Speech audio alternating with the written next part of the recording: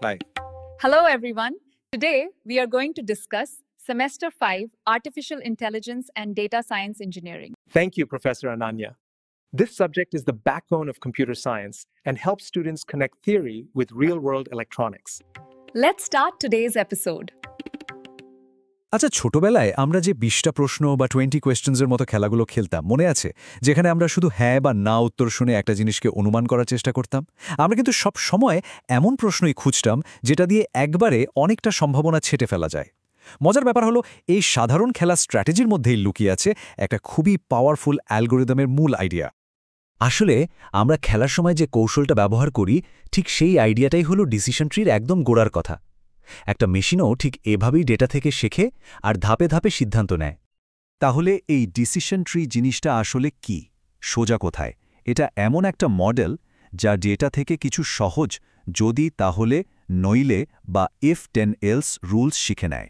ব্যাপারটা অনেকটা একটা ফ্লো চার্টের মতো, যেখানে ধাপে ধাপে প্রশ্ন করে করে একটা ফাইনাল সিদ্ধান্তে পৌঁছানো হয়। একটা ডিসিশন ট্রির গঠনটা কিন্তু তার নামের মতোই, একদম একটা গাছের মতো। দেখুন, একদম ওপরে যে প্রথম প্রশ্নটা করা হয় সেটাকে বলে রুট নোড। সেই প্রশ্নের সম্ভাব্য উত্তরগুলো হলো গাছের ডালপালা বা ব্রাঞ্চ। আর একদম শেষে যখন ফাইনাল ডিসিশন পাওয়া যায় সেগুলোকে বলে লিফ নোড বা পাতা। পুরো ব্যাপারটাই একটা ফ্লো চার্টের মতো, একটা শুরু, কিছু রাস্তা আর একটা শেষ। এখন প্রশ্ন হল, ক্লাসিফিকেশনের এই বিশাল জগতে ডিসিশন ট্রি ঠিক কোথায় ফিট করে? দেখুন, ক্লাসিফিকেশনের দুটো প্রধান রাস্তা আছে, মেট্রিক আর নন মেট্রিক।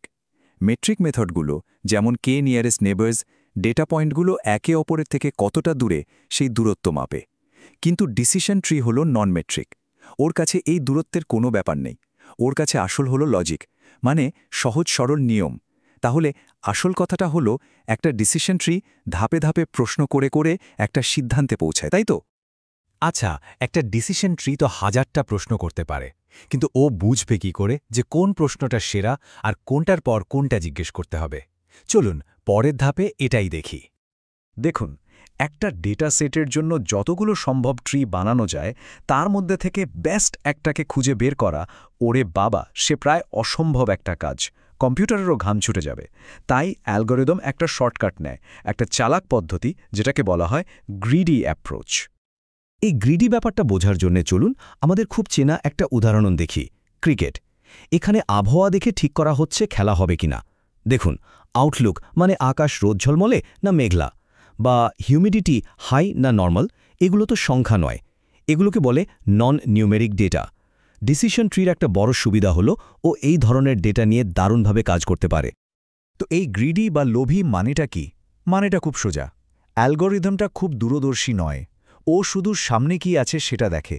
মানে প্রত্যেকটা স্টেপে ও এমন প্রশ্নটাকেই বেছে নেয় যেটা ঠিক সেই মুহূর্তে সবচেয়ে ভালো রেজাল্ট দেবে। পরে কি হবে অত শত ভাবে না, একটা রুট নোড থেকে শুরু করে আর ধাপে ধাপে গাছটাকে বড় করতে থাকে। তার মানে ডিসিশন ট্রি প্রত্যেক স্টেপে তাৎক্ষণিক লাভের দিকেই নজর দেয়, তাই না? আচ্ছা, আমরা তো বললাম যে অ্যালগোরিদম প্রত্যেক স্টেপে সবচেয়ে ভালো প্রশ্নটা খোঁজে, কিন্তু এই সবচেয়ে ভালো বা স্মার্ট প্রশ্নটা ও ঠিক করে কিসের ভিত্তিতে? সবচেয়ে স্মার্ট প্রশ্ন হলো সেটা যেটা ডেটাগুলোকে ভাগ করার পর সবচেয়ে বিশুদ্ধ বা পিওর গ্রুপ তৈরি করে। ভাবুন তো, একজন ক্রিকেট ক্যাপ্টেন নেটে প্র্যাকটিসের জন্য কি করেন? ব্যাটসম্যানদের একদিকে আর বোলারদের আরেক দিকে ভাগ করে দেন, তাই না? যাতে দুটো গ্রুপই পিওর হয়। ডিসিশন ট্রিও লক্ষ্যও ঠিক এটাই।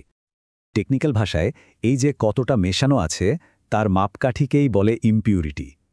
একটা গ্রুপে যদি হ্যাঁ না দুটোই থাকে তাহলে তার ইমপিউরিটি বেশি, আর যদি একটা গ্রুপে শুধু হ্যাঁ খেলা হবে থাকে তাহলে সেটা একদম পিওর, তার ইমপিউরিটি 0।